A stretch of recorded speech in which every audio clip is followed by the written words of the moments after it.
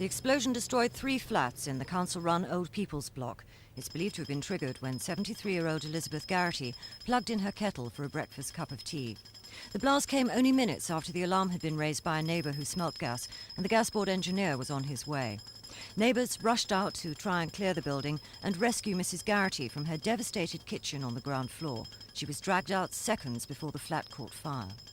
A neighbour was already out there, and she yelled to me, the old lady next door, you know, we'll have to get her out. She could hear her screaming. She'd get some wet towels, so I rushed back in, soaked some towels in water, took them back out. By the time I got back outside again, a man had managed to get the old lady out of her flat, but she was very badly burnt. I brought the old lady in and just covered her in a blanket and kept her in here. What condition was she in when you brought her? She was in a very poor condition. She had no hair at all on her head. She had a bad gash on her head and blood was covered all over her face. Mrs. Garretty is now said to be in a stable condition and has been transferred to a special burns unit at East Grinstead. A second casualty is still in hospital. 4 other people were treated for shock. Gas board engineers investigating the cause of the blast say they've found a fault in the gas central heating system installed only a year ago. They didn't carry out the installation and hadn't been asked to visit the premises since September in '81.